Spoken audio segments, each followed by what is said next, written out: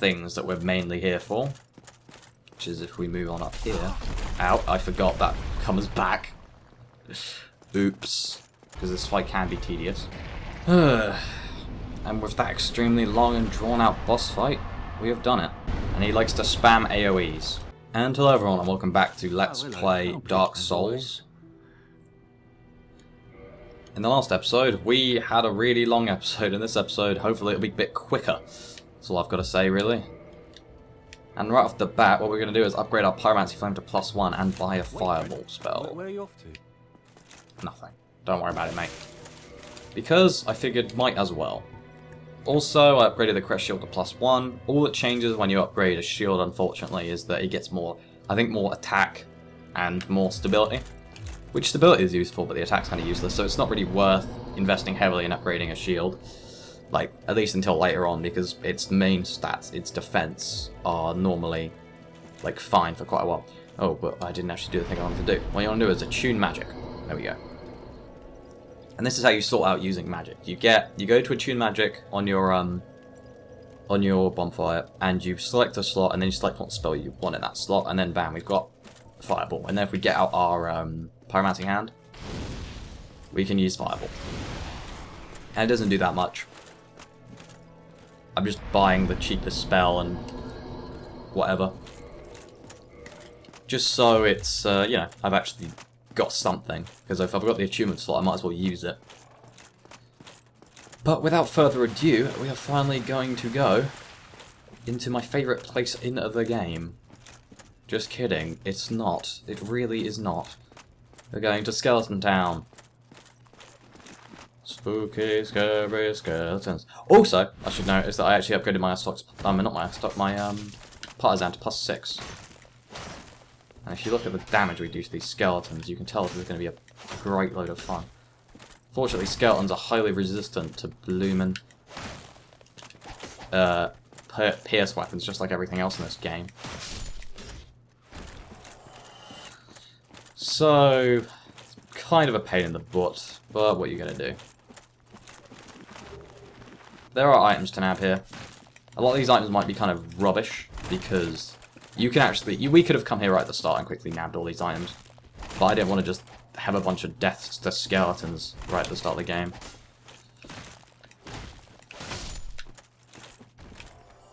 But yeah, these things are a mighty big pain in the ass to deal with.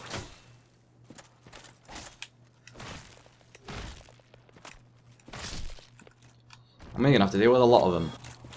Because we're going to a place where there's infinite respawning skeletons. Which sounds like a dream come true for some people. But it will be great pain for me.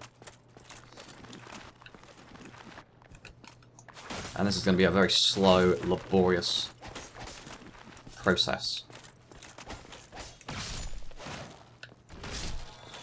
Of slowly killing skeletons. Luckily the skeletons in front of here don't infinitely respawn. And by respawn I mean actually like while you're like fighting. It's not a case of rest at the bonfire they come back, it's a case of they'll just pop up again while you're doing whatever it is.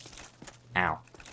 Luckily we've got some decent armor and skeletons kind of basic weapons. So most of the time they won't do insane amounts of damage, although they do have like some fast hitting combos and stuff. So be aware. Also be aware that there are giant skeletons. You may be like, what, giant skeletons? Well look, bam. Look at this thing. Giant skeleton.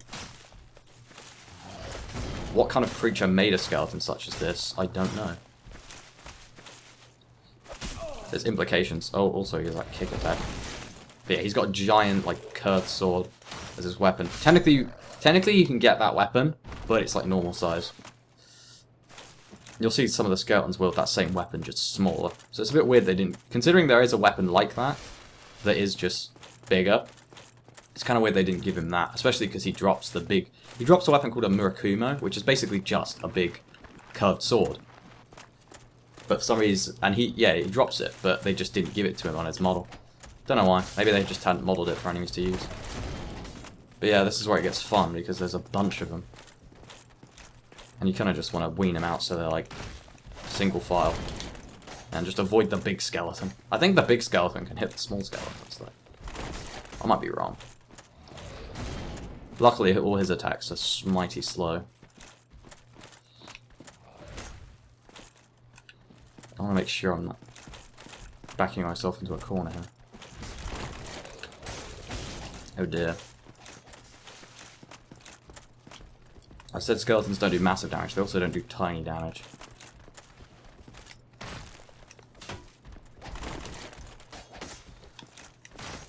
This is going to take a while. Luckily, they're kind of caught over there, so let's try and... Oh, no. As soon as I say something. This game tries to make a liar out of me. Yeah, be aware of that rolling attack, it's really hard to avoid. Yeah, luckily those horizontal slashes are kind of easy to avoid if you just stay below them.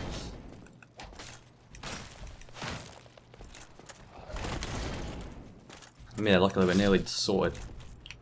Oh, sometimes you can jump off the edge with that. A lot of enemies have those sorts of, like, jumps to avoid things. Oh, I nearly got hit by that.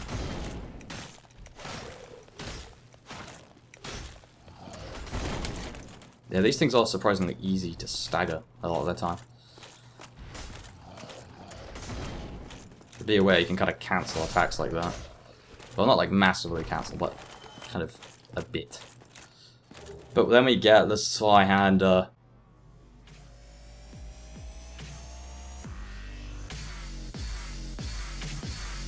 Yeah, this thing is a fun little weapon. I do like it. It's quite a good weapon. Unfortunately, I think we don't even have... Yeah, we don't even have good enough strength to wield it. Depressing. I think we need like one more strength to wield it well. Oh well.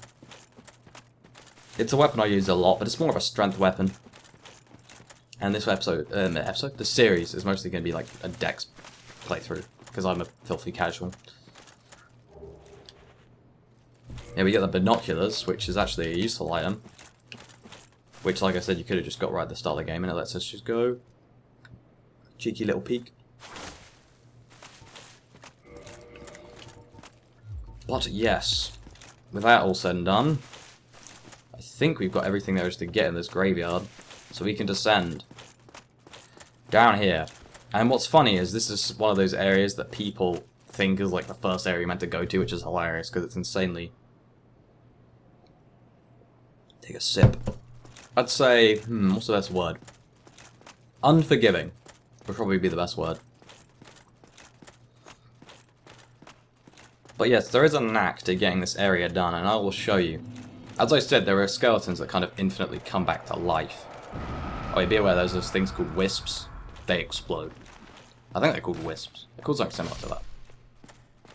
But yeah, you'll notice that when a skeleton, you'll know a skeleton's going to come back to life when it doesn't drop souls. When it, yeah, as you'll see, bam, it's like popping back up again. Originally, when you first went through this area, skeletons didn't drop souls at all, which makes sense from a lore perspective, but from a gameplay perspective, especially considering some players went here as their first area, it was pretty bad because a lot of people coming through here and just getting no souls as a result, which is pretty evil.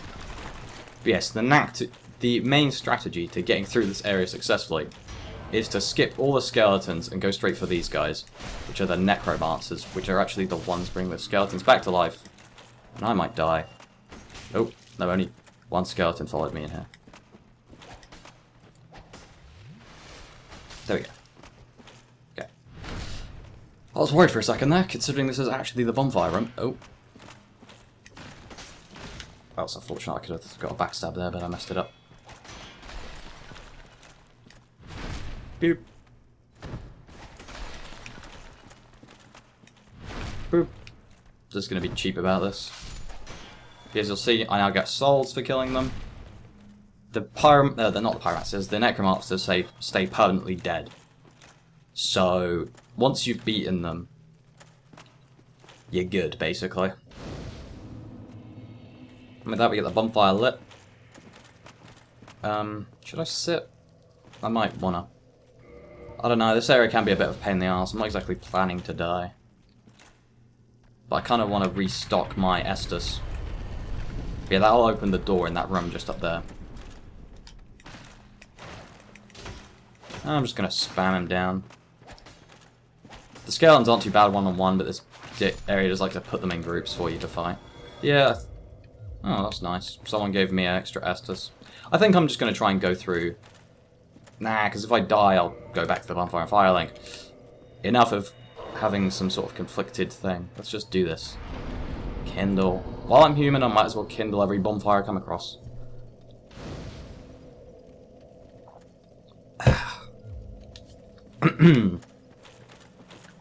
But as you'll see, if we're just going to quickly note,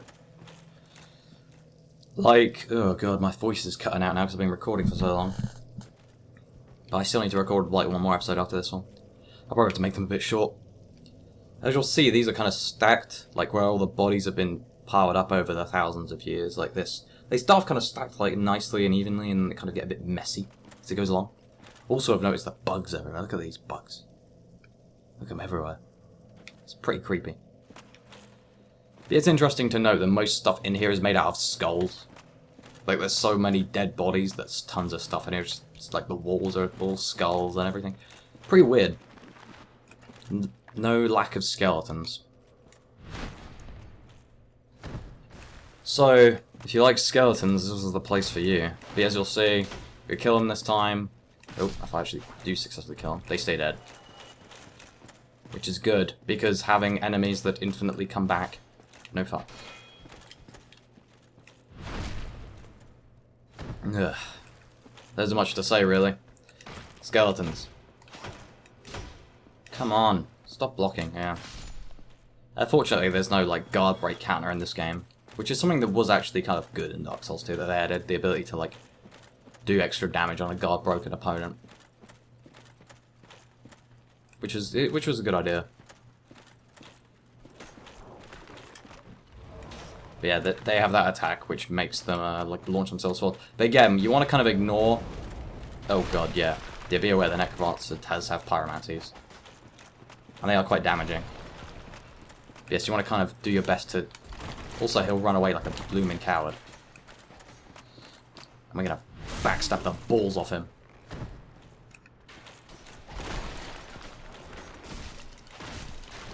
Luckily, he's relatively flimsy, all things considered.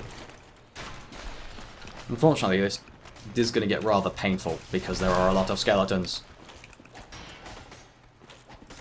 Oh my god, so many skeletons. There are so many. Why are there so many skeletons?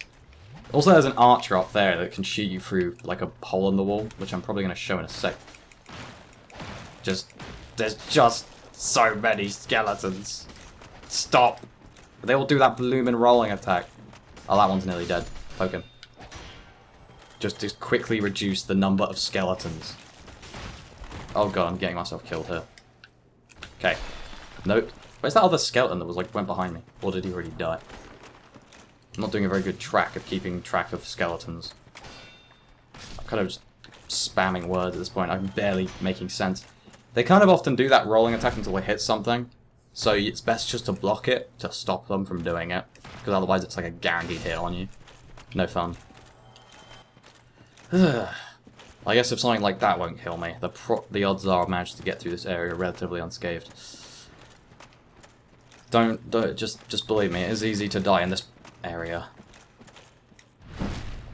It is very easy to die. I mean, look at all the skeletons. Get it? Because, you know, they're all dead, so must have died, and it's easy to die. The joke is skeletons. This commentary will be 90% skeletons. I might just put up, like, a compilation every time I say skeleton. Although that'd be actual work. And we get the Lucerne, another weapon I'm actually really tempted to use.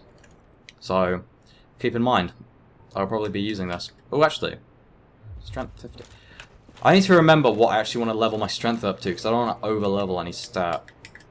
And I wanted to level it up to 15 to use the Lucerne, but I think I want to level it up to 16 to use another weapon. I'm going to have to double-check that. Good thing I remember. Oh, skeletons. I'm not sure if they, like, spawn in groups. Honestly. I think they might trigger one at a time, and I might just keep accidentally triggering multiple of them. But, yeah, you might be able to trigger them one at a time. Yeah, be aware of that weird jumping attack they have. They also have a follow-up after, but it's really slow, so you can interrupt it with any decently fast weapon. Oh yeah, and like I said, they kind of just keep doing that rolling attack, regardless. He was just hitting into that statue repeatedly and still going for it. And there's a skeleton. No surprises. It's a skeleton.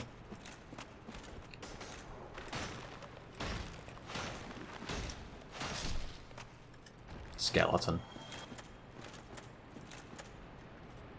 Yeah, I don't even think there's anything back here. Yeah. Just a skeleton. And another skeleton. Bye-bye, skeleton. I need to stop saying that word. It's gonna end up like not even sounding like a real word eventually.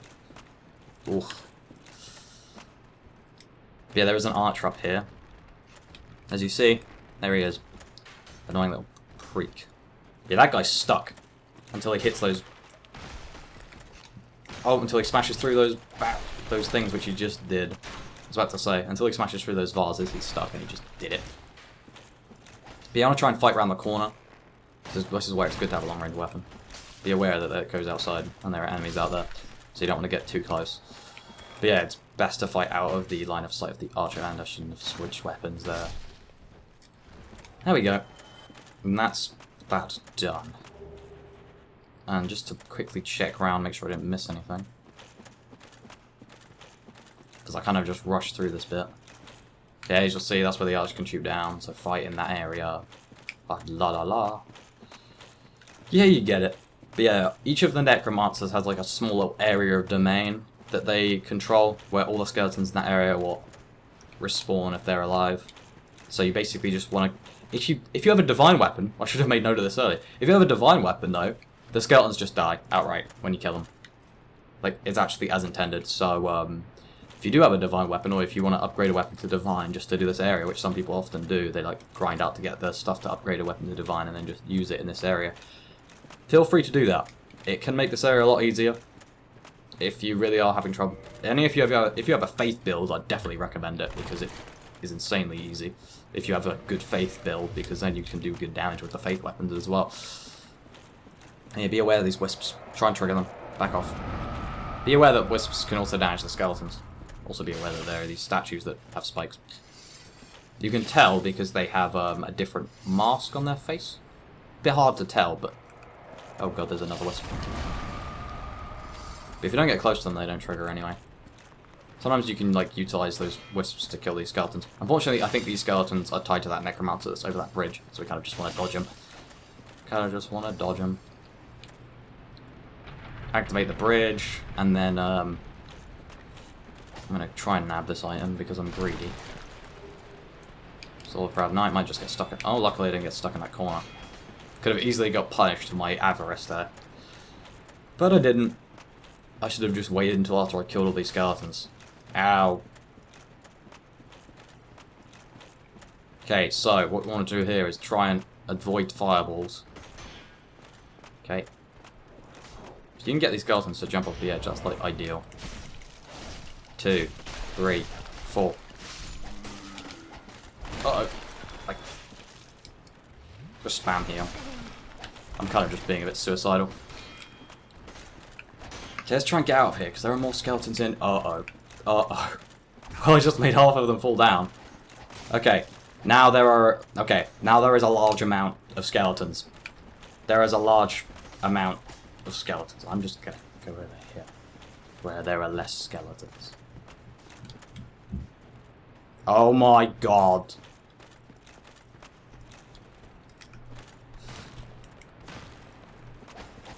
This is gonna take a while.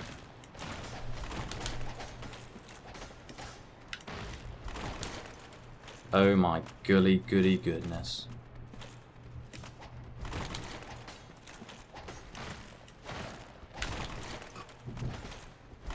No. No.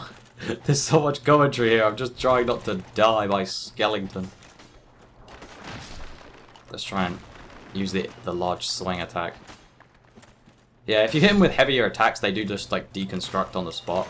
So that can be a good way of, like, taking them out of action for a small amount of time, just to give you a bit of breathing room. Especially if there's a lot of them. Oh. Wait. Did this one just come back? That's weird. Is this from an area where I haven't killed the necromancer? I think he might be. If he's from an area where I haven't killed the necromancer, I'll just have to... Yeah, damn, he's from later in the area. He's chased me for a really long way. So I'm just going to have to quickly run over here to avoid him seeing me again, because I don't have to have him following me as a skeleton buddy this whole way. But I think... Oh my god, there's still loads of skeletons. These ones better die. Oh yeah. I think it's if they have the glow in their eyes that's a good way to tell. Yeah. Wait, look. If I kill these ones, they should die. Well, I'm letting myself... Oh. Oh. Oh. Oh. Okay. Well, that's all for this episode.